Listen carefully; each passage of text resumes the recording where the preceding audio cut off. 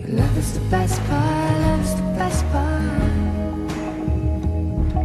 Your love is the best part, love is the best part. Even if it all falls apart, your love is the best part, love is the best part.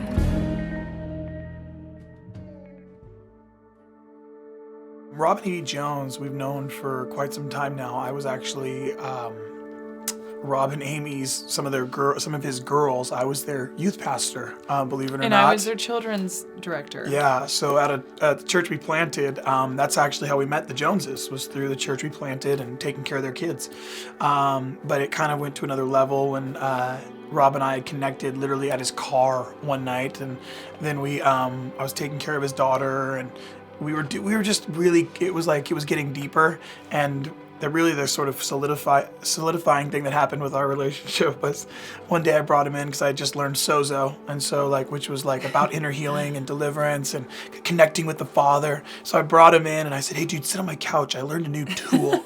And I sit him down and I was like, "All right, just ask the Father what he thinks of you." And he's like, "I don't see anything." And I was like, "Okay, just say this. I forgive my earthly father for whatever it was." I mean, I had something then. It was all of 3 minutes. And I said, "Okay, now ask the Father what he thinks of you again." And he did. And he just starts sobbing uncontrollably. And I didn't know him very well. So I thought, oh, cool. That's normal. I cry, whatever. And he's just crying. He said, "I heard the Father say he loved me." And I felt like he actually meant it. And so, I'm telling his daughter, I'm like, "Dude, your dad totally bawled. It was crazy." And she's like, "My dad doesn't cry." And it was like, that's pretty much the story of Rob. That was the beginning of Rob. Yeah. Well, yeah, coming Rob to the Lord. Yeah, and really. Robbie and Amy being at the House of Prayers. We planted a House of Prayer, and Amy being just a super radical intercessor. And so it was just cool because we got to really, Rob was at the prayer house constantly when we were planting it. So it was just from the very get-go of all these experiences that we've had, they've really been there. Yeah, I think the reason we wanted to interview Rob and Amy is they have a very unique story in that for so many years of their marriage, Amy was Rob's intercessor, really just praying him in. And we caught up with their story right at the beginning of Rob coming to meet the Lord.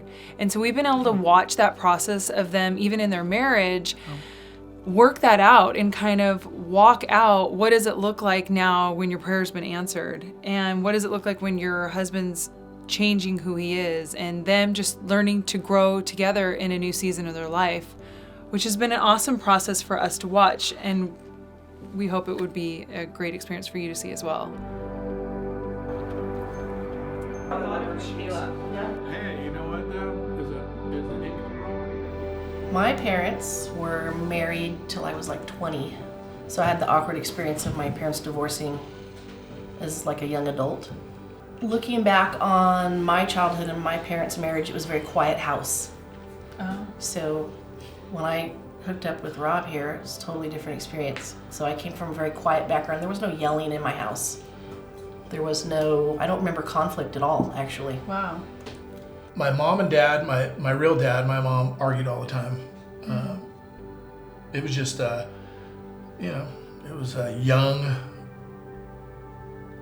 fiery, young marriage. My mom had me when she was 16, so it was two teenagers that made a mistake and tried to make it work, and it was just a battle. Then they got divorced. My stepdad and my mom got married. A lot of conflict. It was just, my perception of marriage was not, I never thought I'd get married, to be honest with you. So for me, growing up in a divorced family as well, made me say, if I did get married, I never wanted to get divorced. That was a huge issue for me. I think I was ill-prepared just because of the environment I grew up in. I don't recall ever being educated or instructed on relationship and marriage and anything. It was just sort of I think I was a pretty independent kid, and my house was like I said, no conflict, and I kind of did what I wanted. We actually met in a small church group in a house, and it was physical attraction. My perception. Right up it was, whatever. We were both young and whatever. Anyway, so we connected, of course, and we're attracted to each other and whatnot, and I got pregnant. So we were approaching marriage with a 2-year-old child at that point. By the time we kind of went apart, got back together.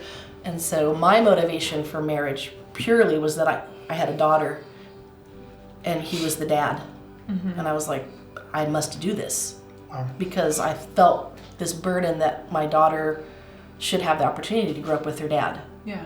Because I would say at that point, our relationship, we had reestablished our relationship, but it was already had conflict in it. And I was insecure and uncertain, but I felt compelled to get married for that reason.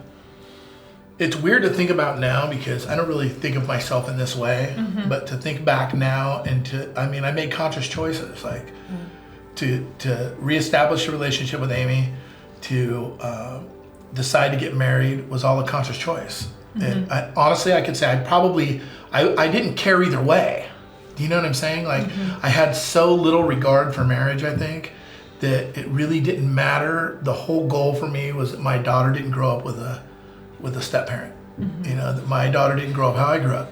So my goal was to be a parent. And the only way I was going to be a parent and not have somebody else raise my daughter was to get married. And I don't even know that that it was even that conscious of a thought, like, this is how I'm going to do it. Yeah. But that was the driving force, I think, behind it because of the type of environment that I grew up in. I knew that I didn't want somebody else that would not love my daughter the way I would love my daughter raising her. I didn't want any kind of weird things happening in my house with my daughter. I remember you calling me on Easter because you had been at your mom's house, and I had never met his mother, believe it or not. Right. Well, my daughter was born, you understand, Lindsay was born, I wasn't there. I was in Arizona. Then I went to Europe, traveled around Europe, came back from Europe, and my sister and Amy were friends. And I had never even seen Lindsay. So, Yes, you did, when she was 3 months old. Oh yeah, I did. You showed up at the church after a 24-hour speedball night. Can we say edit? Oh Lord. Well, It's a part of the it's a story. memorable moment. I was at church. This is memorable for me. Yeah. He showed up at church. He had big giant combat boots on, red and black, Bondage pants. some sort of t-shirt, and he looked like he'd been up for a week. And he showed up at church, and I just remember thinking Maybe the 3 or 4 audacity. days. But I also was like, there's something about it. I was like, he doesn't care. He showed up, he walked in, everybody that knew me was like, oh, that's Lindsay's dad? I'm like, but he That eyeliner wearing junkie. he didn't look like that one, anyway. But he showed up and he came in and he asked, he said, can I hold Lindsay? Right in front of everybody. And he sat down, and I'll never forget this. He sat down and he put her in his lap and he just talked to her for about 15 minutes and hugged her and kissed her and just was like, he tuned everybody out. I'll never forget it. And he just sat there like this, and I just watched him and I went, I know that there's a better you in there. I did. I knew it even from when we first met. And then he got up and he left. But it was a moment. Then a year later, I showed up again. Less than a year. He called me on Easter and said, hey, would you mind bringing Lindsay down to meet the rest of my family? And I was in a good mood that day. I'm like, sure. I'm like, all right. So I went down, and that was the moment that opened the door. That he had calmed down and had kind of mellowed out a little bit. And we had started just connecting because he and I definitely wanted Lindsay to have a relationship with him, and he had mellowed out, and I watched him like, oh, you've changed somewhat. Okay, I'll step in this door again. Yeah. And just be like, okay, so we got together to get to know, so Lindsay could get to know him. Wow. And started hanging out, and then next thing you know, down the road, we're romantically involved again. You know what's funny about that too is, this is how I decided to get married. I got credit in a jewelry store. I literally I kid was you so not. special. I was like, we should just get married. So I went to the Montclair Plaza. Typical Rob, this is what we're going to do now. Searched around, found a ring, got credit. I was like, sweet. Showed up at the house. Hi. You want to get married? She just starts laughing, falls down on the bed. I'm like, seriously? I'm like, hello? I got a ring. It's true. I laughed. I was like, are you kidding me? So we go to get married at the Outpost Wedding Chapel up in... Because it was $100. Because it was $100, and it was at a truck stop between Barstow and San Bernardino. Wow. And Amy's mom, 2 brothers, sister, and our 2-year-old were there. That's it. 2 months into our marriage, I had 3 friends from England stay with us for 4 months. They were supposed to spend the night. They stayed for 4 months. We've been married 3 months. And I got pregnant. We knew we wanted to have Carly right away because Lindsay was already almost 3. And so we knew when I get married, we're going to, and I did. I got pregnant probably the next month. Wow. So I was pregnant at that time. So just married, 2-year-old, never lived together. Which I think is a big deal. I think that's part, it's like having a kid. I think marriage is a lot like having a kid. You get a kid, they hand the kid to you and you go, good luck. Yeah. Marriage is very similar because you take 2 people from completely different upbringings and realities, and then all of a sudden you put them into a house together. And there's a dynamic, I think, that even if you live together, there's a dynamic that changes, I think, once you get married, which is why you'll see people who live together for 12 years, they get married and they're divorced a year later. Because there's something that happens, I believe, probably spiritually, that happens when you commit into marriage. And when you put 2 people into an environment like that where they haven't actually lived in that type of environment, I mean, it just breeds for a place of conflict, all the way down to how often you do the laundry, to whether you pick up your messes, or you know what I mean. It's every little thing, it becomes an issue. I came into marriage not knowing that I put expectations on him that he couldn't fulfill anyway, because they were my own wounds. Does that make sense? Yeah. And then when I saw them fulfilled, so to speak, that made our marriage much more difficult to work through. And so how did you work through that? Oh, on my face with the Lord. That's just the facts. It's secretly poisoning me. It was hard. The desire of my heart for many years when we were younger and married was, I just kept praying, Lord, I don't want a divorce. Yeah. I don't want to be that couple. And I felt even just that my friends, which I had very few, but my family expected it. They were just waiting. Wow. And everyone expected it. They were like, when is she leaving him? Well, he was a difficult guy. And it's like, but my heart was towards him.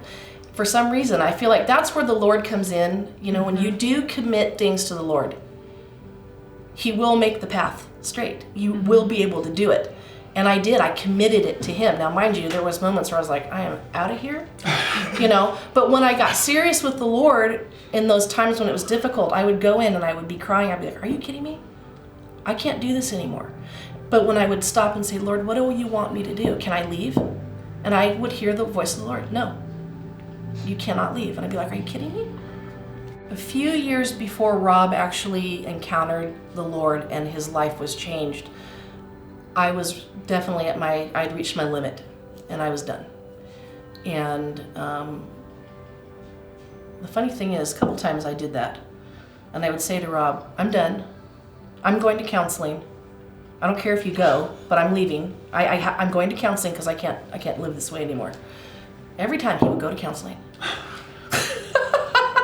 The bottom line is, both of us, I think... We couldn't go to counseling together. Oh, no. It was we would erupt into arguments during... Because, of course, I would feel ganged up on. I'd be like, are you kidding me? You 2 women are ganging up on me? This is garbage! And then it would be like, okay, we're going to have separate meetings. Oh, my gosh. But anyway, I would say a couple years before he encountered the Lord and things really began to change, I had cried out again to the Lord. I said, I can't do this. We realized that you approach relationships sort of with an expectation of being rejected. Therefore, you make sure you keep everybody at a distance. And when somehow that was an epiphany for me, because I realized that's what he's done our whole marriage. Wow. He has always is going to make sure he knows. He's always wanted to make sure I know he doesn't care. Wow. When in reality, all along I'm going, no, I know you do. I know you do. I can tell in your heart. You don't know how to show it. And the Lord I realized that it was a confirmation for me to recognize that about him, because years before, about that time I said before he came to the Lord, when I had said, Lord, I'm done. He goes, Amy, I've called you to love him. Wow. And I had that supernatural peace, and I'm like, it's like my calling in life is to love my hunky husband. And so at that point, I knew I couldn't leave. Wow. You know, and I was like, and I didn't want to leave. I just was fed up. I was just tired of all the garbage and the conflict and everything. But it was like the Lord, I don't know if I ever shared that with you. We're all weeping. But it's like the Lord said, I've called you to love him. And it's like, that's my ministry in life. And I don't do it well, but what that means is I won't leave him. I don't care. I know what I grew up with, my parents' marriage was disposable. And many of the people I grew up with, you know, their parents were divorced. And then, I mean, look at society, even now, it's like, you know, it's all promotes breaking up. There was no like, there was an epiphany, there was a defining moment for me. It was when I had an encounter with the Holy Spirit, everything changed. But then from that point forward, it was more of a gradual, there was no like, this is it, things have changed. It became more of a, things changed, now just turned and went I started changing. Yeah, it was like, I went, wow, I've been headed over there and I need to be going over there. Once I changed directions, the marriage changed. It was like, oh, I'm going in the wrong direction. I'm gonna go over here now. And I just turned and started going in a different direction. And I expected immediate change from her. And there was, you know, I mean, we've been married almost 24 years. Wow. So it's like, there was 20 years, 18 years of already built up stuff. I was carrying giant blocks from him. And I'm going, Like hey, I've boulders changed. that I would pull in our marriage. And he's like, woo, I'm a new man. And he's running over here. And I'm like, you have pummeled me for 20 years. You're going to have to give me time to breathe. Wow. You And know? I thought, I don't know what your problem is. What's your problem? For God's sakes, woman, you've been praying for this for exactly 20 years. And then that's how he approaches it. What's wrong with you? Oh, well, let me pour out my heart to you right now, because what's the matter with you? Yeah. You know, because But I that's thought just him. He I doesn't know any changed. different. I don't understand. Why are you still the same? Why are you still irritated? My God, I'm doing exactly what you wanted. I'm not understanding. Well, he thinks he was doing what he wanted. I was going to church. That was a change. Step one. Right. But see, for me, that was already step 20. It's like, you know what I mean? For me, things had changed so drastically that I felt He like, felt like a new man. yeah. And I expected change to be reflected in our relationship Immediately. because of my change.